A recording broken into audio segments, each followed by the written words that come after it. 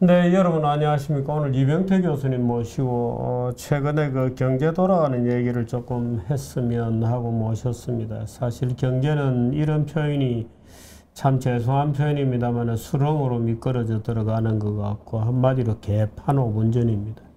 정책은 겉돌고 있고 엉터리 정책들이 쏟아지고 엉터리 정책들이 쏟아지는 배경에는 대통령에서부터 청와대를 장악하고 있는 말단 공무원에 이르기까지 거짓말에 잘못된 지식에 스스로 거짓말을 자꾸 하다 보니까 자기 거짓말이 도취가 되어서 경제가 어디로가 어떻게 되어 있는지도 말하자면 이해가 안 되는 그런 상태 속에서 저 사람들이 제 맛대로 정책을 가지고 놀고 있습니다. 그 얘기 좀 듣도록 하겠습니다. 이병태 교수님 모십니다. 어서 오십시오. 예. 네. 오늘 새로운 방에 모셨습니다. 예, 아주 좋습니다. 우리가 이렇게 될 거라는 것을 어느 정도는 예견하고 있었어요. 그럼요. 예, 고용 참사가 올 거다는 것도 그렇고. 예. 그래서 뭐 이 방송에서도 그렇고 그걸 어떻게 조금이라도 막아볼까 하고 제가 국회도 오라는 걸 마다하지 않고 갔고 뭐 방송 출연도 마다하지 않고 갔는데 소개 경일기. 예, 그 지난번에 지난해 국감에서 그 최저임금에 대해서 그 지금의 여당 의원들 지금 민주당 민주당의 그 원내대표 포함해서 그 제 경고에 대해서 얼마나 그분들이 격분하고 뭐 저한테 인신 공격성 했던 것들이 아주 생생하지 않습니까? 근데 귀담아 내가 당신 아들이냐 했던 그 국회의원은 누구였죠? 저 신창현 의원인가 뭐 있습니다. 그 외에 과천 아파트 개발 정보 유출시켰던 바로 그 본인이군요. 예, 그분입니다. 그래서 본인이 그런 짓 하면서 남한테 그렇게 도덕적 훈계질을 하려고 했던 거죠. 예. 최저임금 가지고 그때 국회의원들이 이해를 못한 거죠. 못한 거죠. 지난주에 제가 TV 토론에 나갔더니 제 반대편에 있었던 경제학 교수가 우리나라 그 복지 수준이 낮다 그러면서 지금 주는 돈으로 그 실업수당으로 밥 먹고 살 수 있냐 그러는 거예요. 그래서 아니 실업수당으로 밥 다 먹고 살기 충분히 주면 누가 일을 하겠습니까? 그죠? 근데 그런 거하고 비슷합니다. 그때도 나온 반론이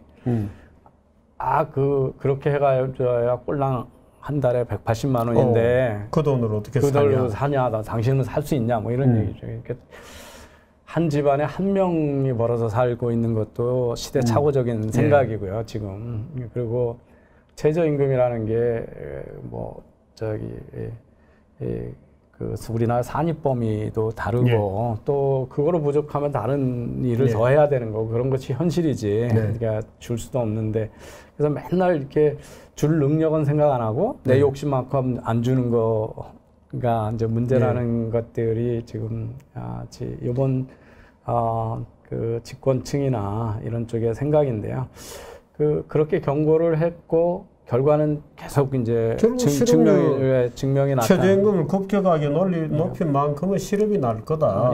오히려 가난한 계층에 더 불리해지는 거다. 그건 뭐 세상에 여러 번 증명돼 얘기했던 건데. 그리고 이제 미국 같은 경우가 그 시애틀 같은 데서 좀 올려도 문제가 안 되는 게 미국이 유례 없는 50년 최저 실업률이고 그렇게 전에도 제가 최저임금에 대해서 그 IG의 연구 논문을 여기서 방송에서 소개해드렸습니다만 그게 그 일자리가 팽창할 때하고 이제 줄어들 때하고 영향력이 다르지 않습니까? 아무래도 이제 일자리가 팽창할 때는 최저임금을 올려도 그렇게 그 영향이 적죠. 근데 우린 지금 일자리가 사실은 상당히 취약한 상황인데 그래서 그거는 이제 단기적인 거고 사실은 이제 저는 이렇게 우리나라의 경제 문제의 근본적인 문제는 뭐냐 하면 그 제조업이 우리 경제에 기여할 수 있는 이상으로 지금 기여를 해오고 그게 피크를 넘어섰거든요.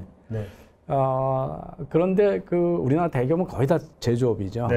그런데 그러면 그림이 고용의 한 80%가 서비스업으로 갔는데 서비스업 쪽에 좋은 일자리 만들 수 있는 것들을 다 못하게 했죠. 그러니까 그쪽에 대부분의 규제거나 이익 집단의 그 포획돼 있고 그런 걸로 못하게 했습니다. 뭐 요번에 지금 제주도에서 문제가 되는 거 병원, 영리병원화 같은 거, 영리병원화 해야 그거하고 의료보험료하고 아무 상관도 없는데 그 돈이 벌 가능성이 있다라면 기업이 투자를 하고 일자리를 만들어내는 건데 그게 의료 수가 올라간다. 뭐 이런 말도 안 되는 논리를 가지고 방세하다 보니까 그러니까 제일 좋은 인재들이 가는데 거기 좋은 일자리를 못 만들고 있는 거죠. 그래서 제가 대형 병원에 공동연구원하고 여러 군데 가보는데 아주 쉽게 조금만 시장 경제적으로 돌아갈 수 있게 해주면 금방 병원에 일자리가 많이 생깁니다. 대표적인 게 뭐냐면 정말 좋은 뜻 가지고 간호사 되겠다고 가거든요. 근데 평생 3교대를 하면서 살아야 되니까 그 돈 좀 여유가 생기고 그러면 다 그냥 안 하고 그러거든요. 그러니까 외국처럼 4교대, 5교대만 해도 일자리가 많이 생기는데 병원들이 전혀 그거 할 여력이 없거든요. 그래서 지금 그 얼마 전에 나온 그 맥킨지 보고서에 한 나라의 제조업이 차지하는 비중이 얼마까지 갈 수 있냐. 그래서 1995년에 경험치입니다. 경험치로. 경험치고 이론적으로 어떤 그게 경험치죠. 근데 이제 보면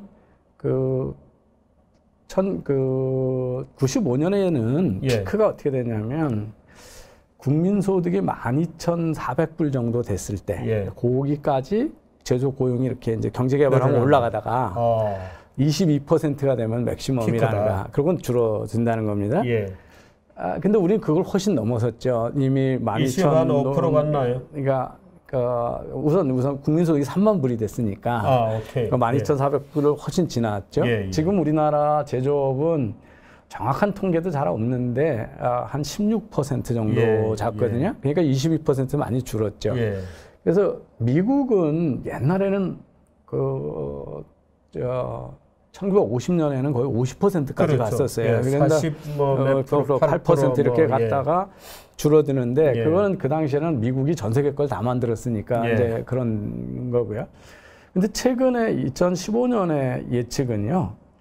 그게 12,400불이 아니라 국민소득 5,000불 정도에서 저 미국이 피크라는 거예요. 5,400, 5,500불이. 왜냐하면 중국 때문에 그렇게 했군요. 중국하고 베트남 같은데. 그렇군요. 그러니까 요즘은 자동화가 많이 되고 정보 교류가 자유로우니까 그러니까 옛날에는 사람한테 의존하는 게 많았으니까 그 좋은 인력 개발을 해놔야 제조업이 발전할 거 아닙니까? 그런데 지금 못 사는 나라도 삼성전자가 가서 공장 지어주면 로봇가 많이 하고 그러니까 버젓이 다 생산하잖아요. 그러니까 이게 이제 못 사는 나라 쪽으로 많이 내려간 거죠. 그러니까 우리는 제조업 피크로부터 한참 지난 거거든요. 그렇군요. 근데 이제 그건 일자리고 제조업이 국가의 GDP에 기여하는 게 어디까지 갈 수 있냐. 근데 이제 그것도 95년에는 GDP 한 29%가 맥시멈이 되는데 그게 48,500불까지는 증가한다. 이제 독일 같은 나라까지는 이렇게 그렇죠. 그런데 최근 2015년의 예측에는 21,700불이 피크다. 거기까지서부터는 제조업의 GDP 컨트리뷰션이 줄어든다. 그러니까 우리는 고용 비중으로 보나 GDP 비중으로 보나 피크는 지났습니다. 피크도 지났고 사실은 지금 이런 통계에서 얘기하는 것보다 제조업 비중이 높은 나라거든요. 거의 38%, 40% 기여를 하니까. 그러니까 자꾸 대기업이 낙수 효과 없다고 그러는데 GDP의 40%를 일으키는 제조업이 국민 전체 100%의 좋은 일자리를 못 만들어낸다고 지금 욕을 하고 있는 거예요, 사회가.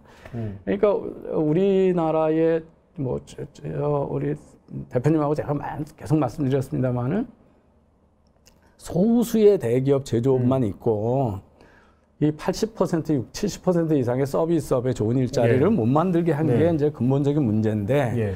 근데 그것도 이 원래 이 이론적인 추적치보다도 더 많은 고용과 GDP 기여를 하고 있는 제조업이 그 경쟁력을 계속 상실하고 있잖아요. 몇 개 산업을 빼놓고는. 그래서 한 2010년서부터 우리 12년 이때 조선업 무너지고 예, 여기서부터 예. 이제 그 징후가 나타나서 네. 지금 자동차 산업까지 전이가 된 거죠. 그 사이에 지금 경쟁력이나 수익성이 뚝 떨어지고 있는 게 LCD, 타이어, 뭐 지금 근데 자동차가 만약에 조선처럼 구조조정 대상이 된다 그러면 우리나라 뭐 걷잡을 수 없이 지금 그거는 후방 산업 효과가 너무 크니까요. 근데 이제 그게 왜 경쟁력을 잃고 있느냐 보면 국제 경쟁력을 상실한 거죠. 그러니까 여러 면에서 그렇겠죠. 이제 제품의 혁신을 잘못했거나 우선은 제일 큰 거는 이 전통적인 제조업은 원가 경쟁력인데 원가가 너무 높아졌다는 거거든요. 예.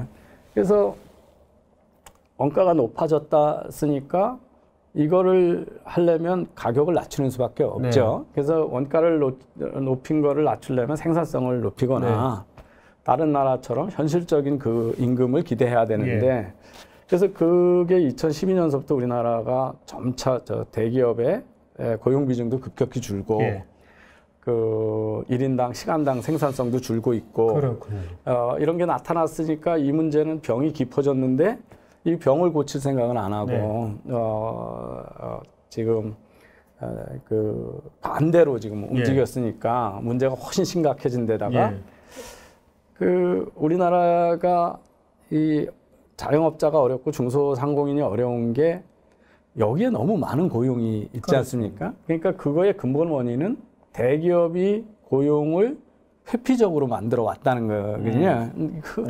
그게 제일 저거 한 게 노동시장의 경직성이죠. 그리고 규제고, 그리고 한 번 고용하면 해고도 못하게 하고, 회사가 완전히 망하기 전에는 구조조정도 못하고, 뭐 이러니까. 아니, 우리나라 법원은 쌍용차처럼 다 망해도 해고 말라 그러고, 그 부활해고 났더니 옛날에 해고했던 사람 다시 하라고 정상회담에 가서 대통령 한 게 잘한 것처럼 얘기하고 그러지 않습니까? 그래서 그 사실은 자영업자들이 지금보다 고통을 들으려면 보호가 아니라 자영업에 종사하는 사람이 적어야 되고 그러려면 대기업에서 유통을 고용을 많이 해줘야 되죠. 흡수가 돼야 돼요. 근데 대기업 고용 비중 우리나라 낮은 거 아니에요? 아주 극도로 낮습니다. 아주 낮죠. 근데 이제 그 낮은 이유가 한 서너 가지가 있을 텐데 기업들이 왜 이렇게 낮냐? 대기업 숫자가 절대적으로 적다. 그러니까 특히 서비스업에 적다는 거고 있는 기업들도 고용을 일으키기가 어렵다. 그래서 거기서 고용을 흡수해 줘야 자영업자의 경쟁이 좀 덜 치열해질 텐데. 근데 어떤 서비스 쪽이야 뭐 그야말로 뭐 동반 성장이다, 골목 상권 보호다, 중소기업 보호다, 뭐 온갖 종류의 보호라는 게 사실은 다 규제잖아요. 다 규제죠. 다 규제하면서 거기에서 투자를 못하게 하고요. 대기업 못 나오니까. 그래서 근데 거기다가 정규직 그럼 더 안 뽑지 않습니까? 근데 지금 자영업 하시는 분 중에 뭐 이렇게 배우고 그런 분도 있지만 대부분은 그렇지 못한 분도 많은 거거든요. 지금 식당에서 종업원을 일하고 그러신 분들, 우리 장년층들은 교육 기회가 되게 적었으니까 이런 분들이 하는 거는 서비스 쪽에 이제 일들이고 유통 이런 데서 많이 흡수해 주는 거거든요. 그런데 거기를 지금 뭐 일주일에 이틀은 한 달에 이틀은 사업하지 마라.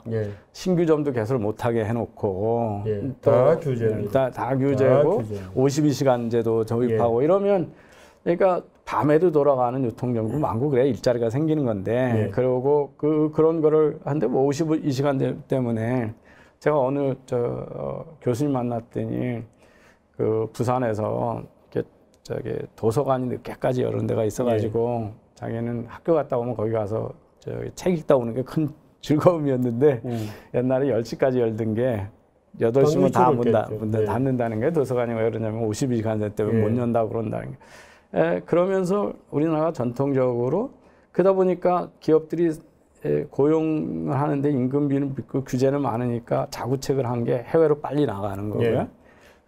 또는 자동화 설비를 많이 하는 거죠. 그래서 우리나라가 그 전 세계 평균에 비해서 제조업의 그 로봇 도입 대수가 1위거든요. 우리나라가 1위고 전 세계 평균 9배거든요. 가장 많이 쓰는 나라. 9배거든요. 이런 것들이 다 인건비가 비싸니까 그런 거거든요. 그래서 우리의 구조의 문제는 사실은 노동 규제였고, 그 다음에 투자를 못하게 하는 규제였고, 이익 집단에 포함되어 있던 건데, 이런 문제는 하나도 개선 안 하고, 그 소수의 대재벌들을 악마화시켜서 이들의 이익을 뺏어서 나머지 문제를 해결할 수 있는 것처럼 그런 인식을 가지고 있는 게 이번에 지금 또 오늘도 협력 이익 공유제 뭐 이런 게 나왔어요. 근데 그렇게 나눠져 가지고 해결될 문제가 아니거든요. 거기에 종사하는 사람은 조금이고 이제 받아먹어야 될 사람은 워낙 크니까. 그 협력 이익 공유제를 지금 한다고 가만히 생각해 보면 몇 개 기업이나 그걸 할 수 있겠냐. 그러니까 제조업에서 이익 남는 회사잖아요. 지금 몇 개 안 남았거든요, 이제. 지금 조선업 저기 수주량 늘었다는데 다 적자거든요. 그러니까 거기는 우리는 근데 이익 조금 남는 몇 개 기업들 거 이제 틀어서 빚잔치 하는 거죠. 빚잔치 하고 그 다음에는 어떻게 하죠? 망해야지. 그 다음에 경제가. 아니 우리 제조업 기업들만 무슨 죄가 있냐 이거죠. 하청업체 하면 제조업한테만 해당이 되는데 그 왜 애플은 와서 한국에서 스마트폰 잘 파는데 애플은 그 부담이 없는데 삼성전자는 져야 되느냐. 그것도 다 원가잖아요. 그죠? 그리고 자꾸 그런 규제를 만들면 기업들은 외국 나가고 외국 협력업체 쓸 수밖에 없는 거죠. 그래서 실효성도 없고 이제 뭐 기업의 이익이라는 게 그렇게 객관적으로 측정되는 거다고 착각들을 하는 것 같아요. 그러니까 그 이익 자체도 얼마든지 줄일 수 있거든요. 기업들은 그 세금으로 뺏기고 또 적어도 뺏기면 원래 그래서 우리 뭐 레퍼 커브 같은 거 잘 알지 않습니까? 이게 세율이 너무 높아지면 실질적으로는 세금이 준다는 것처럼 기업에다가 법인세를 너무 높이면 세금으로 뺏기니까 기업들이 이익을 줄이게 되죠. 그래서 우리가 사실은 문재인 정부 출범할 때 또는 그 전에도 경제민주화하느라고 뭐 여러 가지 이제 첩첩의 규제를 만들어서 침강하고 있던 중이었는데 거기다 일격을 탁 격타한 문재인 정부가 거기에다가 이제 최저임금 한 방 먹이고 또 52시간 또 한 방 먹이고 정규직 제로와 비정규직 제로 먹이고 기업들한테 지주회사 전환하라고 하면서 이제 소위 산업 생산 떨어지고 그래서 우리 근본적인 문제를 보는 시각이 시장에서 약탈적이고 착취적인 분배의 문제라고 보고 있지 이 정권은 우리나라의 경쟁력 하락이라고 보지 않고 있는 거죠. 그래서 근데 저는 근본적인 게 경쟁력 하락이고 제조업 몇 개 기업한테 너무 과도한 기대들을 하고 있는 거고요. 그 제조업 대기업도 지금 흔들리고 있는 와중에 그래서 제 문제의식이 맞다면 이번 정부는 이 구조를 훨씬 어렵게 구조적 문제를 이제 어렵게 하는 거라고 얘기를 했고 실제 이제 지금 보면 가동률, 투자, 소비 다 떨어지고 있고 더 한심한 거는 소득주도 성장한다, 포용적 성장한다 그랬는데 저소득층이 고르게 잘 살게 해준다는 게 목표였잖아요. 근데 그들이 지금 고난을 받고 있는 거잖아요. 그래서 소득 격차는 줄여오던 거를 이 정부가 지금 늘렸고 격차가 늘면서 뭐 다 소득이 는다 그러면 뭐 그 문제가 그렇게 심각하지 않죠. 이건 좋을 수도 있으니까. 근데 실질 소득이 감소시켰거든요. 가처분 소득을. 지금 1분기, 2분기 그렇게 나왔고 3분기 더 심하게 나올 겁니다. 틀림없이. 그래서 가처분 소득은 무조건 줄어들게 돼 있어요. 워낙 우선 국가에서 뺏어가는 것도 많고. 그리고 근로시간이 주니까요. 근로시간이 주니까 당연히 소득이 줄죠. 최저임금을 올리면, 그러니까 요새 지난 금요일 날도 제 반대쪽에서 토론하신 분이 막 흔들고 싶어서 보여 가져온 통계 자료가 뭐냐면 우리나라가 노동 생산성은 이렇게 올라갔는데 임금은 70년대부터 이렇게 안 올라갔다. 이 격차설이거든요. 근데 그거 미국에서 뻔한 거짓말이라는 거 다 들통난 통계거든요. 이제 주요 원인이 이런 겁니다. 거기에 보면 생산성은 국가 전체에 나오니까 국가 전체 생산성을 해놓고 임금은 일부 노동자들 것만 측정을 하는 거예요. 그래서 다 집어넣으면 격차가 확 줄어요. 특히 생산성이나 이런 거 할 때는 자영업자도 다 들어가는데 소득 통계에서는 또 자영업자는 다 빠져 있어요.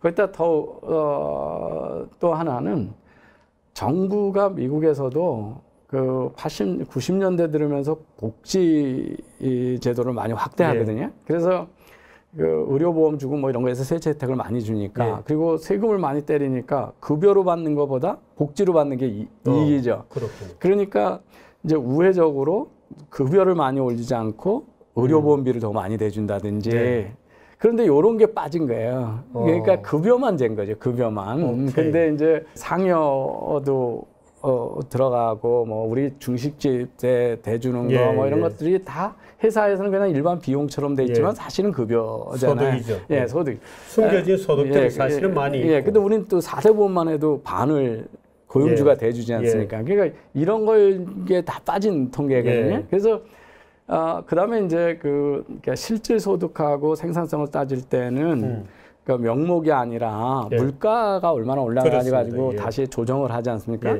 근데 물가 지수가 수없이 많지 않습니까? 근데 그거를 조작을 하는 겁니다. 그러니까 기업의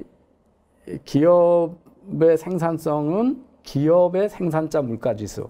그러니까 기업이 자기가 물건을 산 가격의 물가 지수로 나누고 임금은 소비자 물가 지수로 나눠요.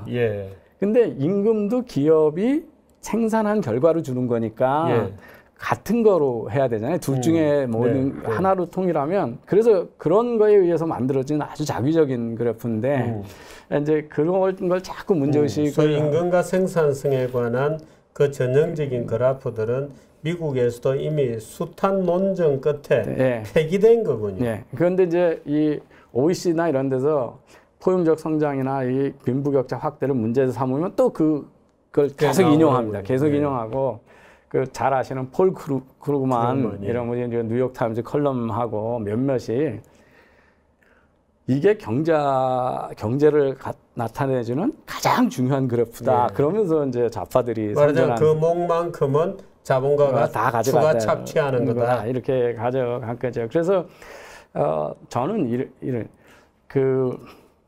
경제라는 거는 대학 입시하고 똑같거든요. 제가 공부를 해서 지난달보다 수능 점수가 얼마 더 좋아졌다.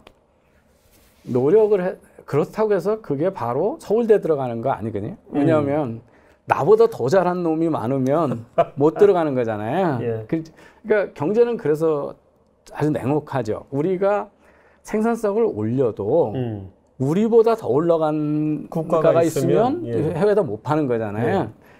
그래서 이거는 치열하게 생산성하고 혁신 경쟁을 해야 살아남는 거고. 그러니까 삼성전자가 뭐 1년에 60조를 벌어오는데 뭐 180조를 투자하겠다 이런 것들은 다 미래의 생산성을 유지하기 위한 경쟁력을 유지하기 위한 몸부림이잖아요. 근데 그거를 대외 경쟁은 하나도 따지지 않고 우리 사이에서 누가 더 많이 가져갔나 적게 가져갔나만 자꾸 몰입을 하다 보니까 지금 경제를 살릴 수 있는 방안이 지금 전혀 안 나온 거고 자영업자를 보호해 주는 것보다는 아무리 갑질을 해도 가맹점 대부분의 경우는 자기가 정말 맛집으로 유명하게 뭐 3대째 내려오는 특별한 비결이 없는 한 가맹점이 되는 게 망할 확률이 적은 거고 망할 확률도 적고 좀 덜 피곤해요. 덜 푼하죠. 잠 1시간 더 자고. 그러고 왜냐하면 마케팅하고 제품 개발 같은 걸 다 본사가 해주는 거잖아요. 그래서 그러고 식당에서 일하는 것보다는 그래도 대기업 그 매장에 가서 일하시는 게 그 일의 난이도나 처우나 안정성도 좋은데 이런 비정규직을 그냥 계속 쓸게 해주면 좋을 텐데 2년만 쓰고 내보내라고 그러니까 우리나라 비정규직은 2년마다 계속 반복적인 실업자가 되는 이런 것들이 이제 우리 사회의 대기업의 고용이 적은 이유인데 그걸 다 그렇게 보면 정부하고 정치권의 탓이잖아요. 그걸 다 대기업의 탓으로 몰고 간 게 참 우리 사회의 무지. 의지나 무슨 뭐 선한 의도 뭐 이런 거라기보다는 저는 오히려 그게 무식의 대가다. 무식의 대가. 경제 현상에 대한 몰이해의 대가다. 그 대가는 사실은 국민들이 지는 거고 그 바보 같은 정책은 정치인들이 계속 만들어내죠. 문재인 정부가 지금 그러고 있는 거죠. 최근에 또 언론들이 현대자동차, 기아자동차 위기에 몰렸잖아요. 근데 이제 그 중에 하청업체들 망하는 데 있잖아요. 그랬더니 뭐 그게 다 약탈적 정의 때문에 망한다는 거예요. 그래서 아니 어느 나라가 기업이 자비로 다른 회사의 생존을 책임져 주는 회사들이 어디 있습니까? 그 회사가 그러니까 이게 협력적 긴장 관계죠. 그러니까 그 회사가 망해도 안 되고 좋은 품질을 만들어야 되고 그 회사가 내 사업에 기여하면 떠받들면서 같이 가는 거고 똑같은 물건인데 더 싸게 만들어주는 경쟁 회사가 있으면 바꿔서 싸게 사야 내가 사는 거고 그런데 그걸 자꾸 기준도 없는 윤리, 도덕을 들여야 되는 거예요. 근데 이거는 그 아담 스미스의 국부론에 이미 우리가 저녁을 소고기 저녁을 먹는 게 농부하고 그 정육점과 푸주간주인의 자비로 되는 게 아니다. 그들이 이익을 보기 위해서 자기 밥벌이를 하는 것 때문에 우리 수요를 맞춰준 거고 우린 그 덕에 좋은 식당에서 소 한 마리 안 사고 먹을 만큼 사서 먹을 수 있는 거지 않습니까? 좋은 고기만 골라서. 그게 자비가 아니라 각자의 이익을 추구한 결과가 사회에 이롭다라고 하는 역설인데 이걸 어떻게 된 게 이번에 문재인 대통령이 또 이 시정연설을 했어요. 근데 제가 느낀 거는 참 시정연설하는 거 보니까 이거 뭐 앞으로도 이제 뭐 개선될 가능성은 제로다고 봤는데. 그러니까 제가 혹시 김동연, 장하성 갈면 뭐 좀 정책 전환이 이루어지겠까 그런 기대를 했는데 이제 그런 기대 하지 말라라고 하는 아주 명확한 선언을 하신 거죠. 그죠? 근데 그 중에 이제 뭐 많이 이미 언급해 주셨는데 가짜 뉴스가 너무 많고요. 그죠? 고도 성장 중에서 양극화됐다. 뭐 그러니까 문재인 대통령이 얘기한 말 중에 사실은 가짜, 잘못된 아주 명백한 가짜죠. 뭐 그래서 그 고도 성장에 치중하는 동안 양극화가 극심해져서 우리나라가 어렵다라든지 발전된 나라 가운데 경제적 불평등 정도가 가장 심한 나라가 되었다라든지 이건 뭐 거짓말이죠. 가짜고. 그리고 그 불평등 때문에 불공정한 사회가 됐다. 공정이라고 하는 것들은 저는 경제적 강자들이 약자한테만 지금 우리나라 갑질을 하고 불공정한 행위를 한다고 보이지 않거든요. KTX 경부선 뚫는데 1년 반 지연시킨 스님 한 분 계시죠. 이거 불공정한 행위죠. 갑질이고. 기업들 노조 파업하면 툭하면 작업장 정부에 가가지고 영업 못하게 하죠. 이거 분명히 불법이고 갑질입니다. 그죠? 불공정한 행위고요. 그러니까 수많은 사람들이 다 그러고 있는데 무엇인가에 대해서 그것을 하는 거죠. 그 계약이 끝나서 재개발돼서 나가달라 그러면 못 나가게 버티는 것도 명백히 계약을 위반하는 자기 재산권 이상을 요구하는 갑질이거든요. 대기업이 공사만 원 앞에 갔다가 막 온갖 욕설 써놓고 뭐 하고 못하고 결국 다 돈은 받아먹고 흐지부지하고 그런 것들이 다 갑질고 불공정인데 이 불공정은 결국은 법치로 이루어지는 거잖아요. 근데 법이 안정성이 없고 행정부가 어느 한쪽에 편을 들고 이러면서 생기는 건데 이걸 다 경제적 강자들이 경제적 약자한테 갑질한다고 그러거든요. 제가 얼마 전에 국회 가서 강의하는데 택배기사가 의원회관에 아침에 새벽에 오신 거예요.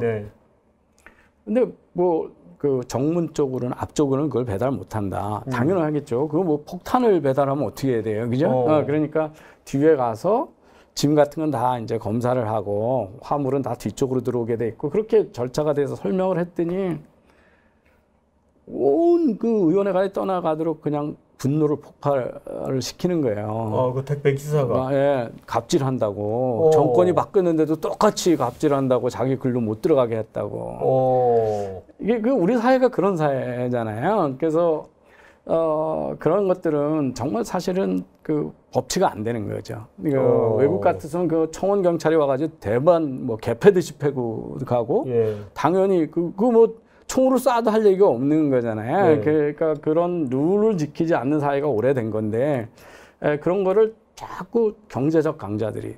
그러니까 우리는 대기업이 모든 먹이사슬에 정점이 있는 것처럼들 착각을 해요. 그러면 제가 질문을 던져보면 그런 대기업인데 왜 STX 조선은 망했죠?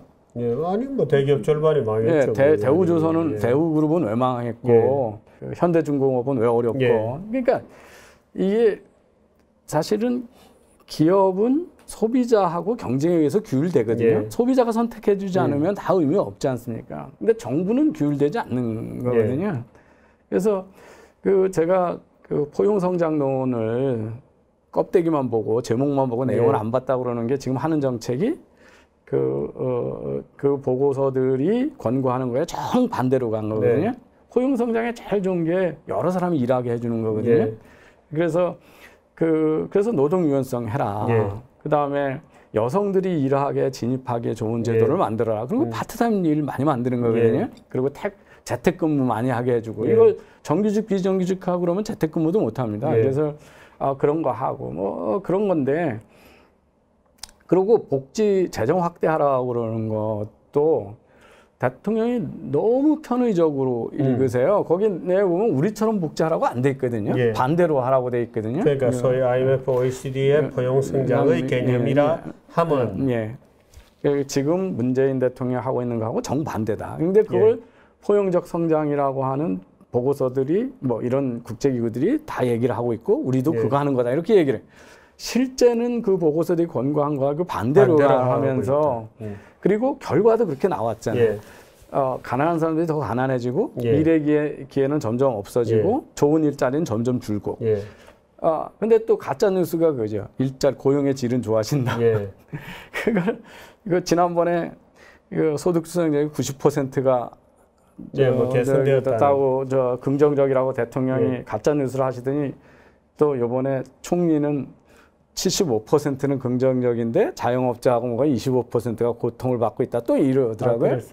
이번에 최근에. 그래서 포기할 수도 없고 뭐 포기한 적도 없다 뭐 이러면서 얘기를 합니다. 그러니까 결과가 나타나도 받아들이지 않는 거거든요.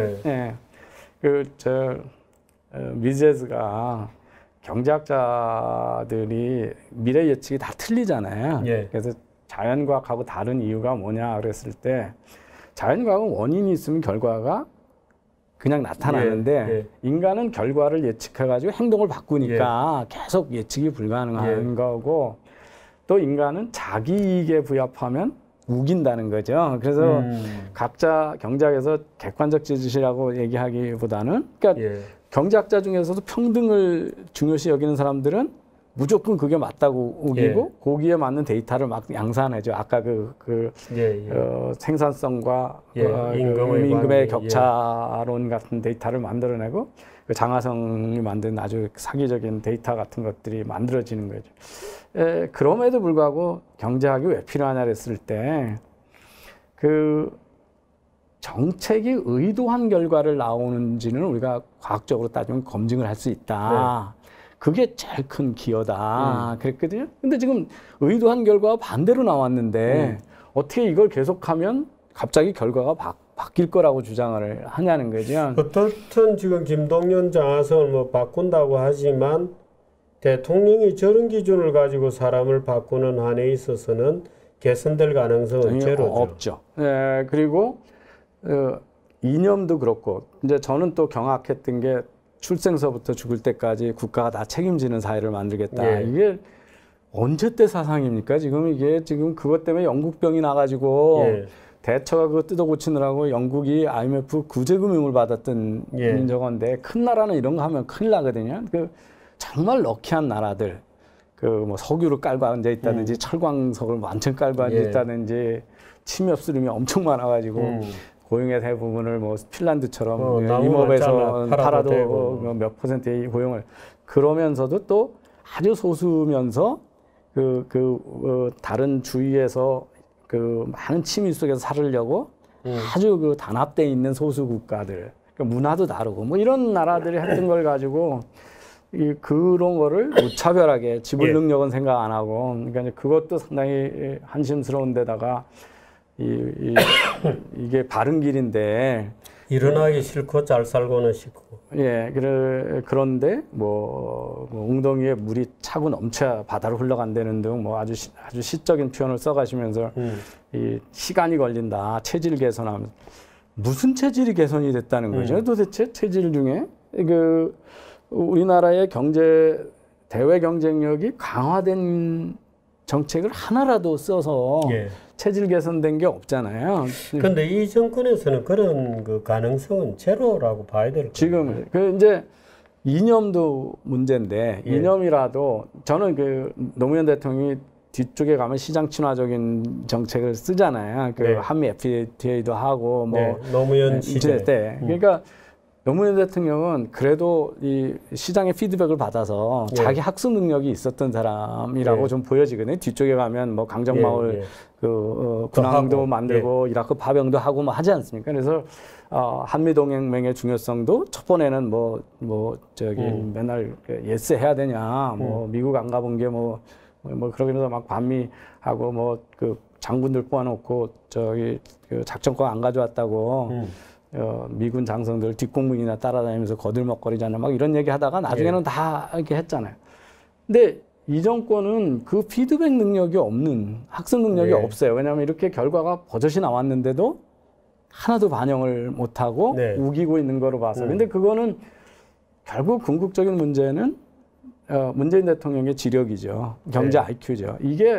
이분이 완전히 초등학교 수준의 낮은 경제 IQ를 갖고 계시고 지력이 안 되기 때문에 그래서 더 희망이 없는 거죠. 그래서 저는 사실은 이번 주 되게 우울했습니다. 그래서 그 기업들이 이렇게 힘들어하고 자영업자들이 이렇게 힘들어하고 소상공인들이 가게를 접고 길거리 나가는데 기껏 한다는 게 뭐 카드 수수료 좀 낮춰주고 이런 것 때문에 효과가 날 거다 이러고 있거든요. 그래서 그 소비가 부진해지면 뭐 자영업자는 방법이 없는 거잖아요. 그래서 소비나 투자 성향이 확 줄고 있는데 무슨 거기다 장하성 실장이 주술적인 경제학자라는 게 이제 분명히 드러난 게 연말이면 좋아진다 그러다가 뭐 또 내년이면 좋아진다 그러고.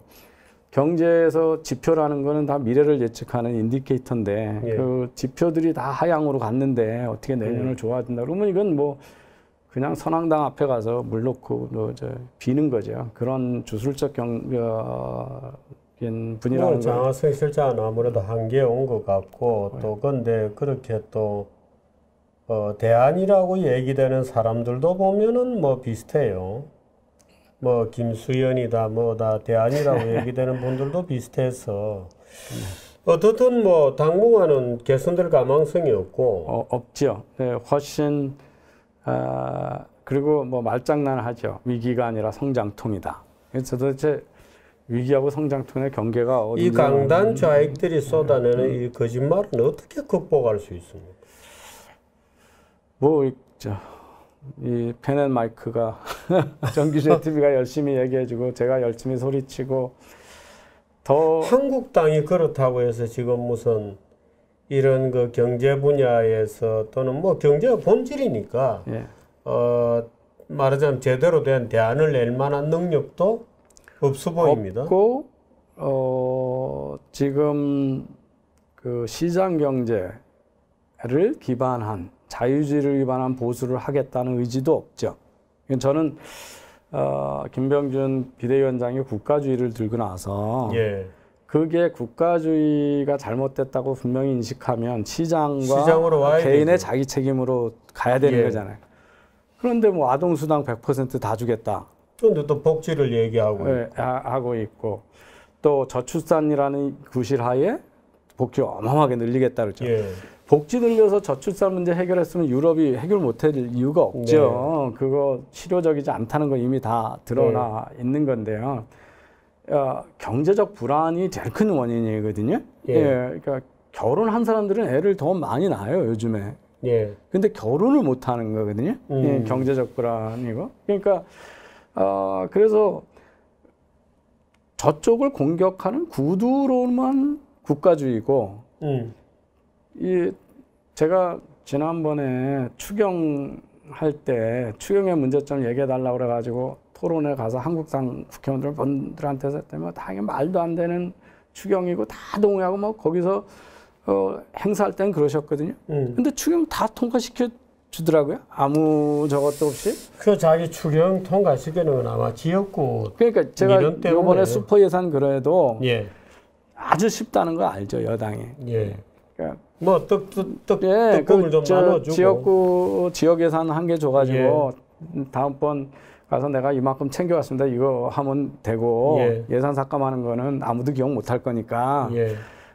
그래서 이 슈퍼 예산도 거의 이제 그대로 통과될 겁니다. 예. 그 생생용으로 뭐 470조 중에서 몇천억 뭐 아니면 1, 2조 삭감하는 거 가지고 하고 그래서 이 아주 근원적으로 뭐가 잘못됐다 이런 것들에 대해서 그러니까 소득주도 성장 잘못됐다. 거기까지는 얘기를 해요. 그럼 저기서 포용적 성장을 한다 그러면 그 다음에는 대꾸를 못 하는 거예요. 그러니까 한국당에도 지력 부족 현상이 있습니다. 그런 것 같습니다. 그리고 지력이 있는지 없는지 그건 먼저 여러분이니까 110명씩이 되니까 어쨌든 지력이 있는 분들이 언론이나 이런 데 나서지 않는 건 틀림없는 것 같습니다. 그래서 안보로 보수를 얘기했었잖아요. 그것도 지금 이제 완전히 후퇴해가지고 안보도 후퇴했고 시장 자유주의에 의한 우파적 가치관은 실제 하는 행동하고 말하고 너무 격차가 나서 그러니까 지난번 52시간 규제도 그냥 통과시켜 준 자기들이 합의해서 통과시킨 거거든요. 그리고 뭐 지난 대선 때 공약도 다 그렇죠. 뭐 통신비 깎아주겠다. 자영업자들한테 카드 수수료 깎아주겠다. 다 똑같이 공약을 했었거든요. 그러니까 그 차이를 찾아보기가 참 어려운 정도의. 어떻든 이 이병대 교수님이나 저나 소위 계몽적 운동을 해야 하는 지경으로까지 사실은 지금 돼 있고 또 어떻든 정치권에서 올바른 이념을 담아낼 만한 충분한 어떤 제도적 또는 조직의 역량을 못 가지고 있는 거잖아요. 예, 그래서 제가 우리 정규제 TV에서 방송하고 여기저기 가서 TV나 국회 가서 하고 강연 가서 하고 이런 것 때문에 이렇게 과도한 기대를 많이 받고 있어요. 고마워하신다고 막 연락 주신 분이 많은데 왜 저분들이 저럴까? 제가 하는 얘기는 특별한 얘기도 아니고 그냥 다른 나라 같으면 그냥 상식적에 속하는 이야기인데 우리가 그 상식적인 얘기가 상식이 아닌 사회가 돼버린 거죠. 그러니까 그 거짓이 너무 만연했다는 거죠. 또 하나는 정치권이 그 자유주의나 보수, 이번 정부가 잘못됐다라고 생각하는 분들한테 희망을 주는 세력이 되면 우리 유튜브에서 지금 하고 계신 분들, 정주필이나 저나 이런 사람들한테 이렇게 과도한 기대가 몰릴 이유도 없죠. 근데 사실은 그래서 이게 한편으로는 이제 긍정적으로 반응해 주시고 따뜻한 말씀해 주시고 고맙긴 한데 한편으로는 되게 슬픕니다. 이게 지금 바로 우리 정치권이 국민들의 기대를 받아들이지 못하라고 하는 이게 절망의 표현이거든요. 여기서라도 위로를 좀 받아야 되겠다. 내가 볼 때 이게 옳은 일인데 저렇게 옳다고 내 생각이 옳다고 얘기하시는 분들이 이런 데밖에 없구나. 예. 그래서 정치인도 아니고 연예인도 아닌데 마치 이렇게 유튜브에서 무슨 그렇게 인식이 되고 그런 것들은 우리 정치가 희망을 담아내지 못한다라고 하는 데서 특히 이제 우파 쪽에서 문재인 대통령의 질주를 정말 망하는 쪽으로 가는 질주를 저할 그 능력이 없다라고 하는 거, 또 예.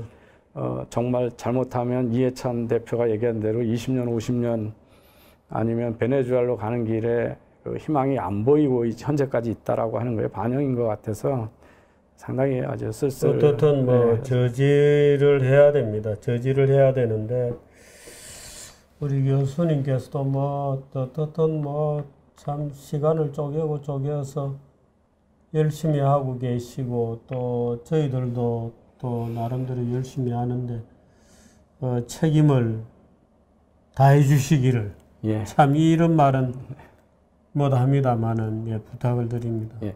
이 포용적 성장하고 다 함께 잘 사는 거하고 다르거든요. 예. 그러니까 낙오자가 생기지 없는 거하고 모든 사람이 다 잘 살겠다는 건 다른 얘기잖아요.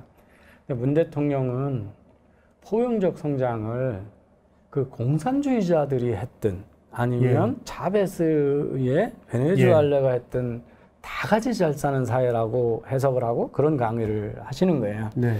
이제 북한도 그렇죠. 네. 다 같이 잘 살려고 그러다가 다 같이 못 사는 나라가 된 건데 지금 그 길로 줄다름 치고 있으니까 국민들이 좀 잘 판단을 해주시고 열심히 노력을 같이 해주셔야 될 것 같습니다. 예, 고맙습니다.